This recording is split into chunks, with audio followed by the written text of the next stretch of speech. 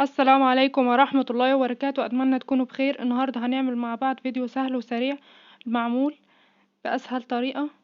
المكونات معايا: كيلو من الدقيق، كوب من المية، 500 جرام زبدة على سمنة أو سمنة بس أو زيت والسمنة اللي نحبه، كوب من السكر البودر، ربع كوب من العسل الأبيض أو عسل السيرب التقيل بتاع الحلويات، ونقطة من الفانيليا. هبدأ أضيف المواد الدهنية على الدقيق بالشكل ده، وهقلب براحتي هنا لحد ما نوصل لقوام شبه قوام عجينة الغريبة كده.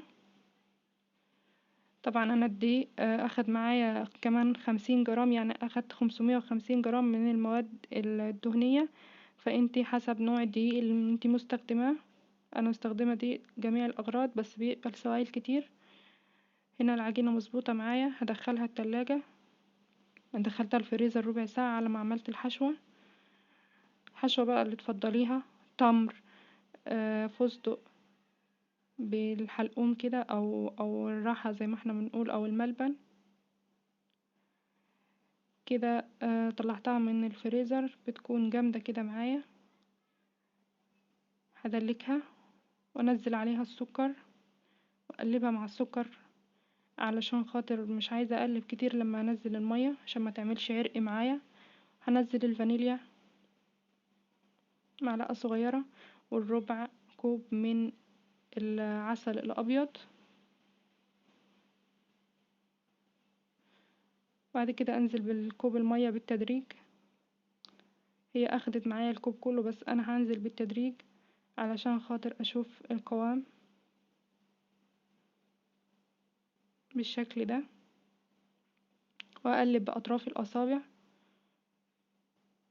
البسكوتات والحاجات النواعم ديت مش عايزة عجن كتير عشان ما تعملش عرق معايا بالشكل ده. خلاص هي اتكونت معايا واخدت معايا الكوب كله، كوب المية. اضغط عليها متشققش معايا وناعمة جدا وطرية ومتماسكة في نفس الوقت. شكلت واحدة كده، عملت تيست، شكلت معايا. واخدت اتنين كده ودخلتهم عملتهم تيست في الفرن، اشوف درجة الحرارة والتسوية وكده. ديت شكلتها عصارة البرتقال. طبعا النقشة خفيفة خالص ظاهرة. هاخد قطعة قطعة من العجين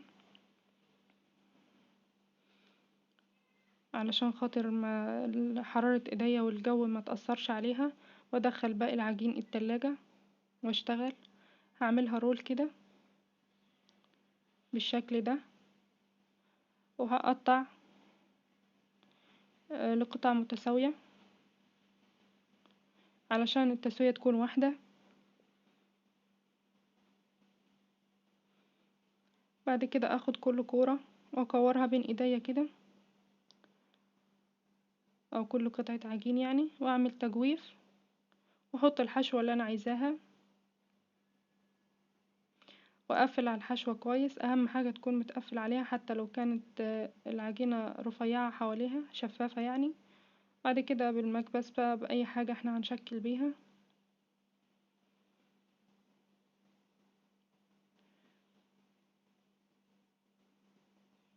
هو اكتر حاجة ظهرت معايا بعد الخبز المكبس.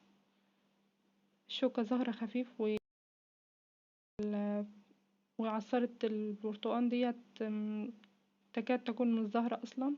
لو حسيت ان العجينة بتلزق معايا كده في المكبس، ادحرجها في حبة دقيق وانفض كده واستخدم المكبس، هتطلع معانا بكل سهولة.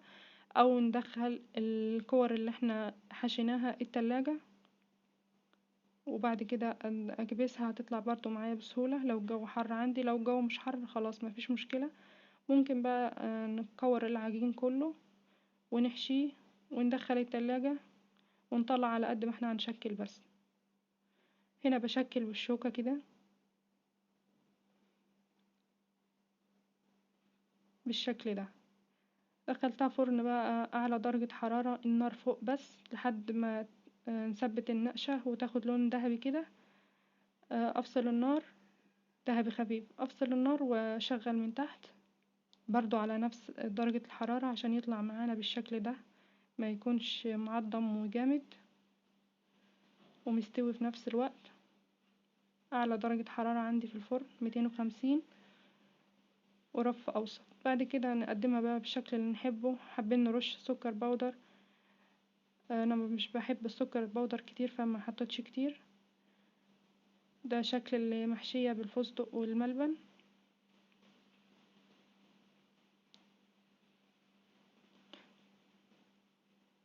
ودي اللي بالتمر.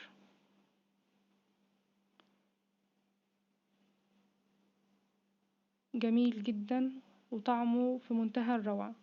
اتمنى تجربوه ان شاء الله هيعجبكم، واشوفكم على خير في فيديو جديد، والسلام عليكم ورحمة الله وبركاته.